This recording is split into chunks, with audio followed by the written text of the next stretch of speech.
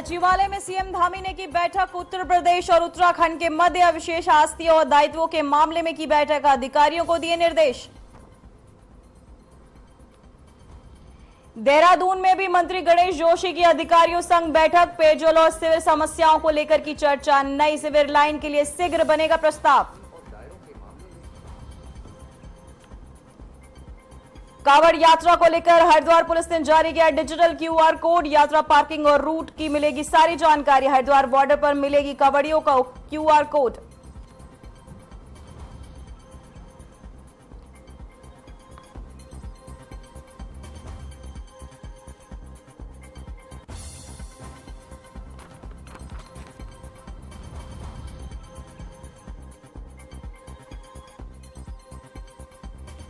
Tehri Rishikesh Gangotri highway पर हादसा, इसके चलते कई घायल।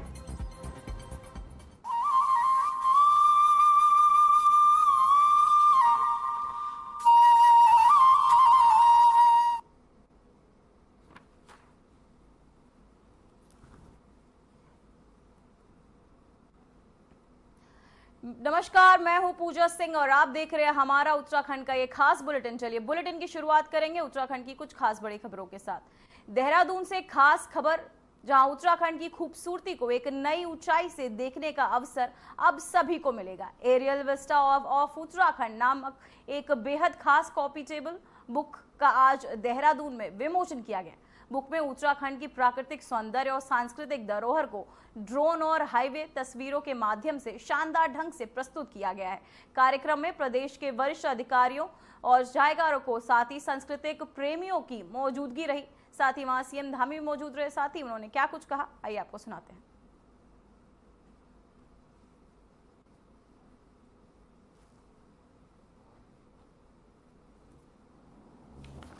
यहाँ हॉप हमारे समीर सिन्हा जी, आर के जैन साहब, नेहा जी, हमारे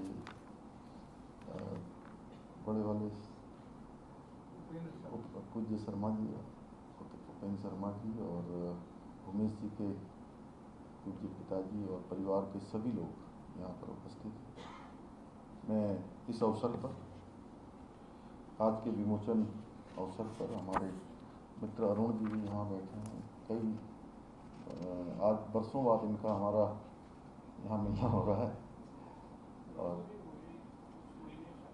अरे बरसों बाद, अब इतने दिन बाद मिलेंगे तो बरसों ही हो जाएंगे। तो ऐसे पीछे हमारे और भी मित्र हैं, सब मीडिया से जुड़े हुए अनेक लोग, सलीम जी से लेकर सभी आए हुए पत्रकार,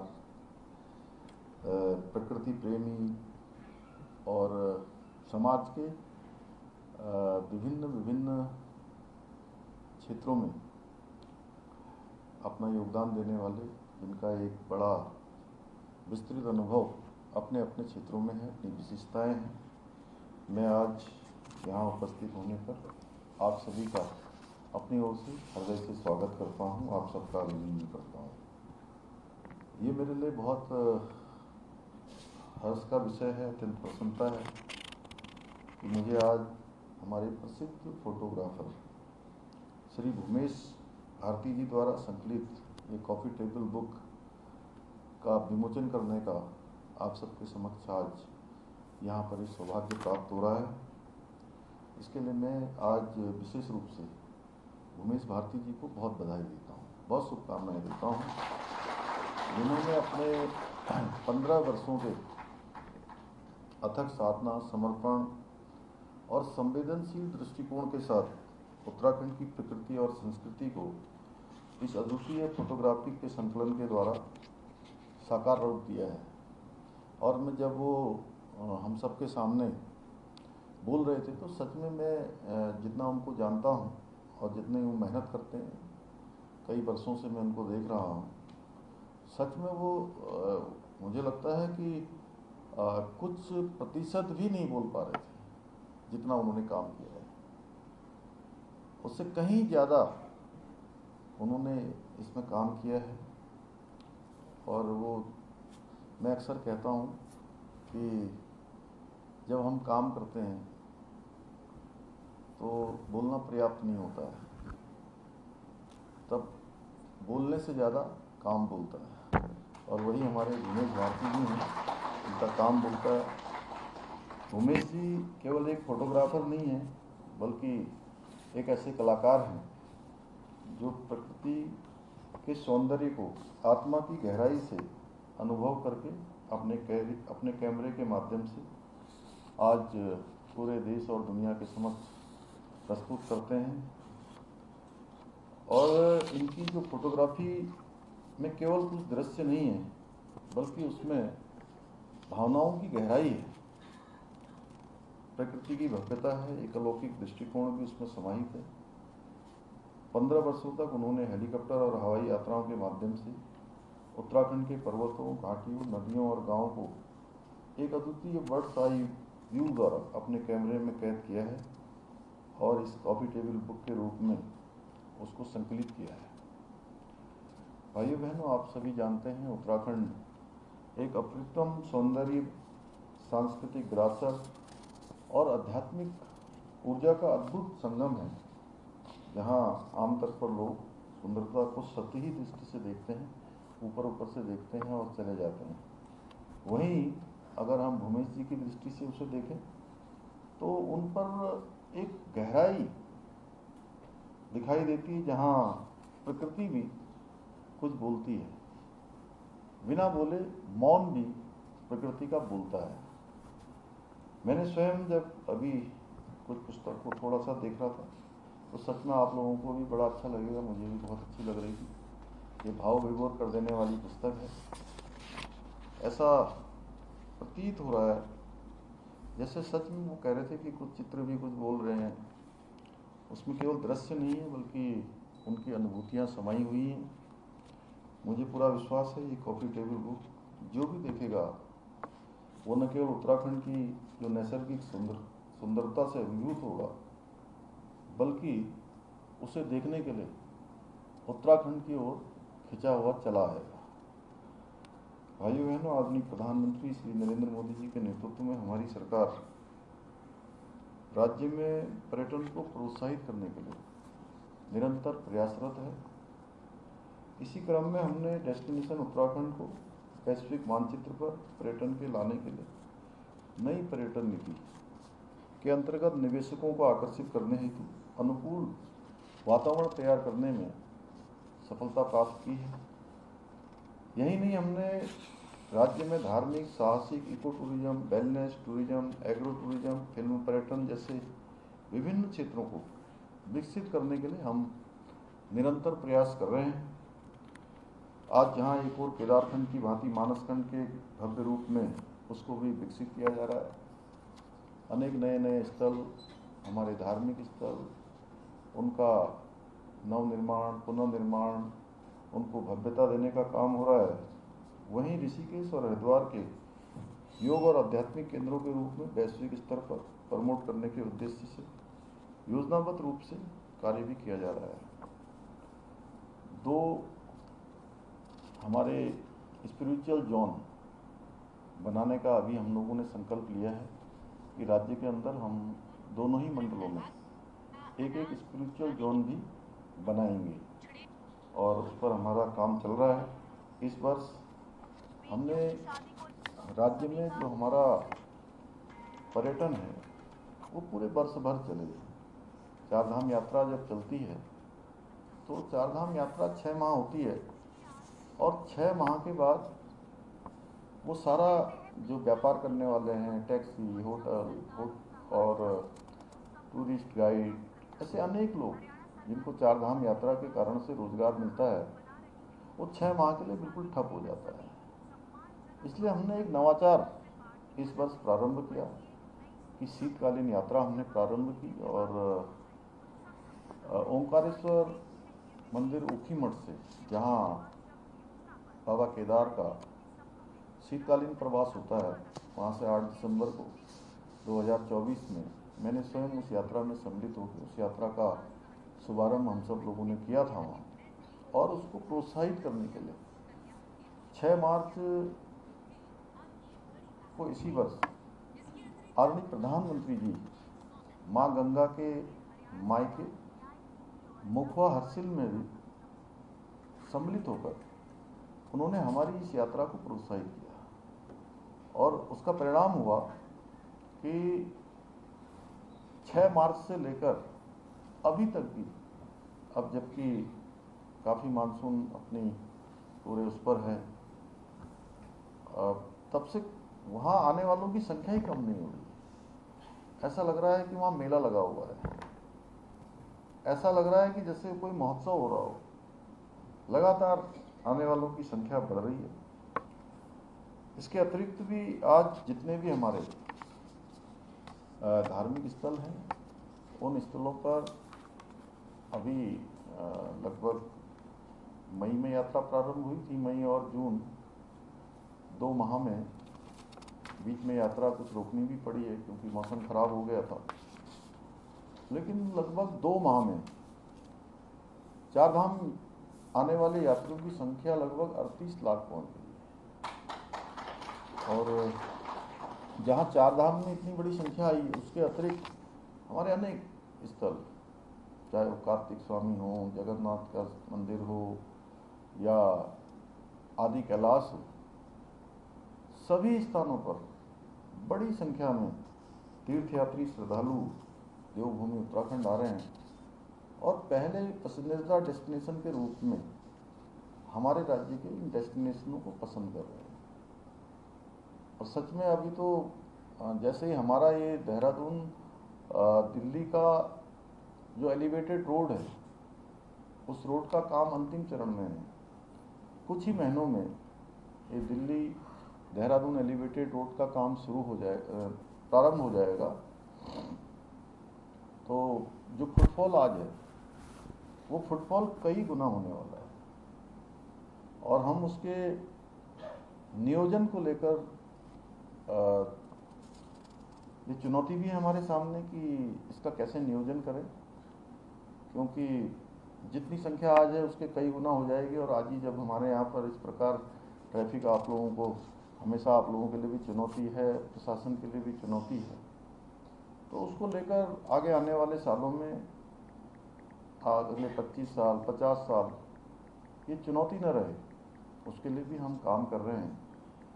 अभी हमने पिछले दिनों भारत सरकार में जाकर एक निवेदन किया था कि लगभग 26 किलोमीटर का रिंग रोड प्रस्तावित किया है, जो बिंदाल और रिस्पना के ऊपर बनेगा, elevated road, elevated ring road. इसी प्रकार से जो दिल्ली से आने वाला है, हरिद्वार से आने वाला है, ऐसा ट्रैफिक, और इधर हमारा पांवटा साहिब की तरफ से, नाहन की तरफ से आने वाला, वो ट्रैफिक शहर में ना आए, उनको बाहर जाना तो बाहर उसके लिए आउटर। तो वह मुख्यमंत्री पुष्कर सिंह धामी ने बुधवार को सचिवालय में उत्तर प्रदेश के साथ लंबित आस्तियों और दायित्वों के मामले में समीक्षा की। उन्होंने अधिकारियों को निर्देश दिए कि जिन बिंदुओं पर सहमति बनी थी उन्हें जल्द निपटाया जाए। सीएम धामी ने योगी आदित्यनाथ से भी इस मुद्दे पर बैठक की घोषणा की। तो वहीं आपको बताते चले कि अब तक जलाशयों में वाटर स्पोर्ट्स और आपको अनुमति, विद्युत और मत्स्य भुगतान जैसे कई मामलों में प्रगति हुई है। तो मैं यूपी के विद्युत बकाया अब क्लियर जल्द होगी। सीएम धामी एंड योगी आदित्यनाथ की बैठक, आपको बताते चले धामी ने किया लंबित मामलों का रिव्यू, जहां यूपी के विद्युत बकाया अब क्लियर हुए।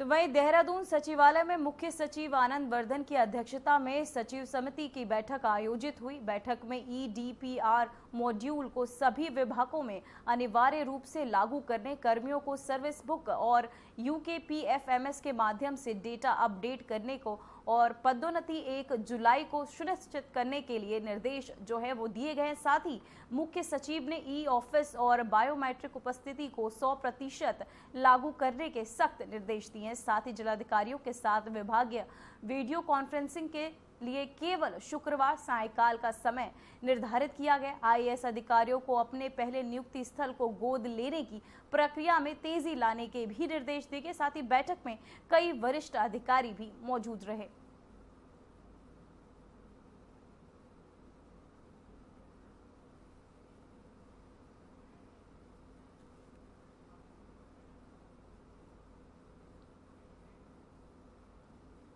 तो वही चमोली से खबर सामने आई, जो चमोली में हुआ बड़ा सड़क हादसा। बद्रीनाथ हाईवे पर दुर्घटना, 3 लोग घायल, अस्पताल रेफर। पुरसाड़ी के पास हुआ यह हादसा, कर्णप्रयाग जा रही थी कार। तो वहीं आपको बताते चले उत्तराखंड के चमोली में इस वक्त की बड़ी खबर सामने आ रही है। बद्रीनाथ राष्ट्रीय मार्ग पर राजमार्ग पर पुरसाड़ी के पास एक वाहन हादसे का शिकार हो गया। कार में सवार 3 लोग गंभीर रूप से घायल हो गए, जिन्हें इलाज के लिए जिला अस्पताल भेजा गया। जानकारी के मुताबिक वाहन चमोली से कर्णप्रयाग की ओर जा रहा था, तभी रास्ते में दुर्घटनाग्रस्त हो गया। हादसे की वजह से फिलहाल पता आपको बताते चले कि हादसे का कारण अभी तक पता नहीं चला है, लेकिन पुलिस मौके पर पहुंचकर जांच में जुटी हुई है। तो वहीं बद्रीनाथ हाईवे पर यह दुर्घटना, 3 लोग घायल और अब हो चुके हैं, जिनको घायलों को आपको बता दें कि अस्पताल में रेफर किया जा चुका है। वहीं आपको बताएं कर्णप्रयाग चारी थी बस, जिसके चलते चमोली में ये बड़ा सड़क हादसा। बद्रीनाथ हाईवे पर यह दुर्घटना, जहां 3 लोग घायल, जिन्हें अस्पताल रेफर किया गया। पुरसाड़ी के पास हुआ यह हादसा।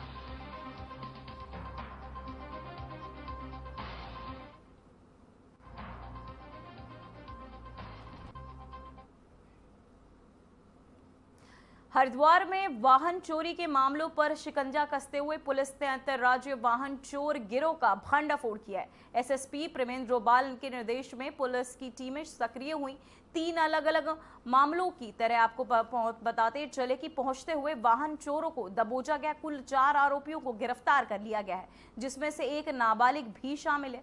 वहीं एक अन्य आरोपी की तलाश की जा रही है। पुलिस ने आरोपियों के पास से 2 कारें और 7 बाइक बरामद की है। गिरोह उत्तराखंड के साथ साथ यूपी और हरियाणा से भी वाहन चोरी की वारदातों को अंजाम दिया करता था। वहीं एसएसपी डोभाल के नेतृत्व में हरिद्वार पुलिस लगातार ऐसे संगठित अपराधों के खिलाफ सख्त कार्यवाही कर रही है। थाना गंगनहर कोतवाली में जो इंस्पेक्टर गंगनहर है और इसकी टीम के द्वारा एक अच्छा गुड वर्क करते हुए अलग अलग मामलों में 2 बड़ी 4 व्हीलर व्हीकल, जिसमें एक क्रेटा और सेलेरियो गाड़ी है, और 7 मोटरसाइकिल जो थाना गंगनहर या इसके आसपास के ही थानों से चोरी किए गए हैं, उनको बरामद किया गया है। साथ में जो 4 अभियुक्तों को, इसमें एक जो वाहन चोर जो खासकर क्रेटा गाड़ी जिसके द्वारा चोरी की गई थी, और 3 जो मोटरसाइकिल चोरी में पकड़े गए हैं, इसमें एक विधि विवादित किशोर भी शामिल है। पूरे घटनाक्रम में इनके द्वारा जो वाहन चोरी किए गए वो कुछ रिकवर किए गए हैं। कुछ अन्य वाहनों के बारे में अभी इनसे और पूछताछ जारी है। जो उम्मीद है अन्य इसमें और वाहनों की रिकवरी संभव है। इस पूरे घटनाक्रम में मैं थाना गंगनहर की पूरी टीम को बधाई देता हूँ, इनके द्वारा इस तरीके से वाहन चोरी। तो वहीं हरिद्वार से शर्मसार करने वाली तस्वीर सामने आई है, जहां सिडकुल थाना क्षेत्र स्थित HMT ग्रैंड होटल में देह व्यापार के रैकेट का भांडाफोड़ हुआ है। पुलिस और एंटी ह्यूमन ट्रैफिकिंग यूनिट की संयुक्त कार्यवाही में होटल में 4 महिलाएं और 3 पुरुषों को पकड़ा गया, जबकि होटल का मालिक फरार बताया जा रहा है। पुलिस के मुताबिक दलाल नितिन इस रैकेट का संचालन कर रहा था, जो कई राज्यों में फैले नेटवर्क के जरिए लड़कियों की तस्करी करता था।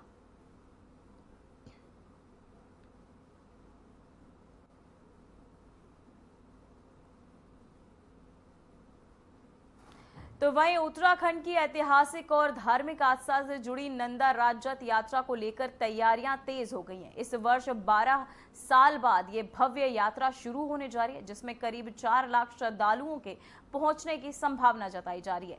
यात्रा मार्गों की मजबूती और श्रद्धालुओं की सुरक्षा को ध्यान में रखते हुए अब इस यात्रा में पड़ने वाले सभी पुलों का ऑडिट किया जाएगा।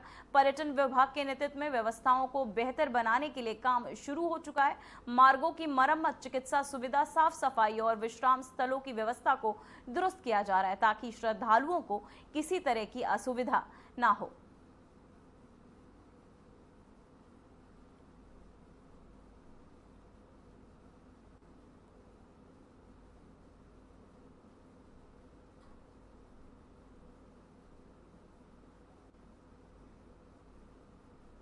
तो वही खबर देहरादून से, जहां जिले के गुल्लर घाटी स्थित सोंग नदी से एसडीआरएफ की टीम ने एक अज्ञात पुरुष का शव बरामद किया। घटना की जानकारी 1 जुलाई की रात को कोतवाली डोईवाला के तहत एसडीआरएफ को दी गई थी कि सोंग नदी में एक शव तैरता हुआ दिखाई दे रहा है। तो वही सूचना मिलते ही एसडीआरएफ वाहिनी मुख्यालय जलौली ग्रांट के मुख्य आरक्षी कुलदीप भंडारी के नेतृत्व में टीम तत्काल घटनास्थल पर रवाना हुई और सर्च ऑपरेशन शुरू किया गया। करीब रात 8:45 बजे एसडीआरएफ टीम को सफलता मिली और नदी से एक अज्ञात व्यक्ति का शव बाहर निकाला गया। शव को आवश्यक कार्रवाई हेतु जिला पुलिस के सुपुर्द कर दिया गया है। वहीं फिलहाल मृतक की पहचान नहीं हो सकी और पुलिस मामले की जांच में जुटी हुई है।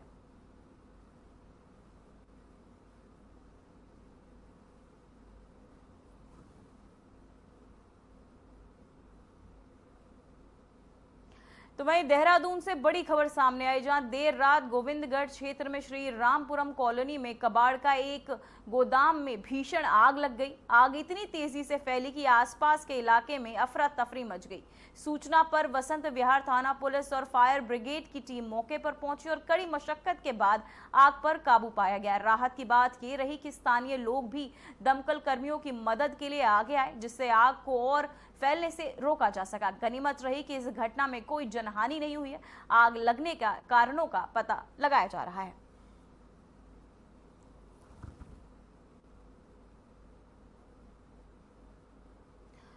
तो वहीं पंचायत चुनावों से पहले अवैध शराब तस्करी पर सख्ती से आपको बताते चले, तहत विकासनगर पुलिस ने एक बड़ी कार्यवाही की है। कुल्हाल बैरियर पर चेकिंग के दौरान पुलिस ने एक संदिग्ध स्विफ्ट डिजायर कार से 16 पेटी चंडीगढ़ मौका अवैध शराब बरामद की है। वहीं आरोपी बलविंदर पुत्र रणपाल को मौके से ही गिरफ्तार कर लिया गया। आरोपी शराब को चंडीगढ़ से विकासनगर में सप्लाई करने गया था, जहां पुलिस ने आबकारी अधिनियम के तहत मुकदमा दर्ज कर उसे पकड़ लिया है।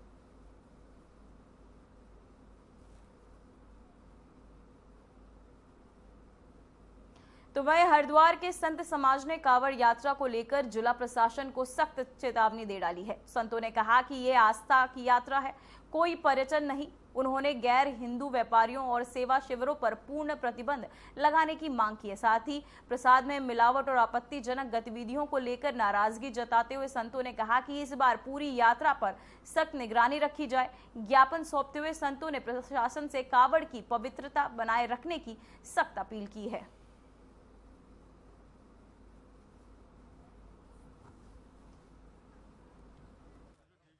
वास्तव में इस देश में पहचान छिपा करके लोग देशद्रोहिता के धर्म के खिलाफ काम करते हैं। इसीलिए पहचान उजागर करने के लिए माननीय मुख्यमंत्री श्री पुष्कर सिंह धामी जी ने वास्तव में स्वागत योग्य कदम लिया है। जिस देश में आप रहते हो उस देश के साथ विश्वासघात क्यों करना चाहते हो? अपनी बात स्पष्ट बताओ, अपना चेहरा स्पष्ट बताओ, अपना नाम स्पष्ट बताओ और अपना काम करने का इरादा भी स्पष्ट करो। इसके लिए मुख्य पुष्कर सिंह धामी ने निर्णय लिया है। दूसरा बात यह है कि कांवड़ यात्रा हिंदू समाज की बड़ी श्रेष्ठ यात्रा है, जिसमें लाखों लोग तपस्या करते हैं, श्रद्धा भावना के साथ गंगा जल को ले जा करके भगवान शंकर का अभिषेक करते हैं। तो यह बड़ी पवित्र यात्रा होती है। ये हिंदू रक्षा सेना के राष्ट्रीय अध्यक्ष एवं कुछ अन्य साधु संतों के द्वारा मुझे आज यहाँ पर आकर ज्ञापन दिया गया है। इनके जो ज्ञापन में मुख्य बात है वो यह है कि जो कांवड़ यात्रा प्रारंभ होने वाली है उसको धार्मिक मर्यादा के अनुसार ही उसको संचालित किया जाए और उस पर किसी तरह का कोई भी ऐसा कृत्य न किया जाए जो कि हिंदू धर्म की आस्था के विपरीत हो। इस आशय का इनके द्वारा मुझे ज्ञापन प्रस्तुत किया गया है। इस ज्ञापन को आवश्यक कार्रवाई हेतु उच्च स्तर तक पहुंचा दिया जाएगा।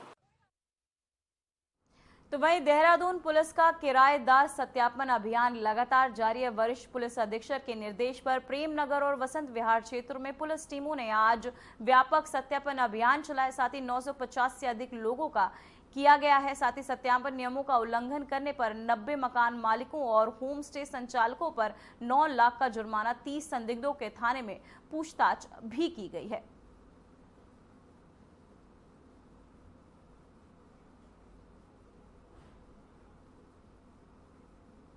फिलहाल खबरों में बस इतना ही। मुझे दीजिए इजाजत। नमस्कार।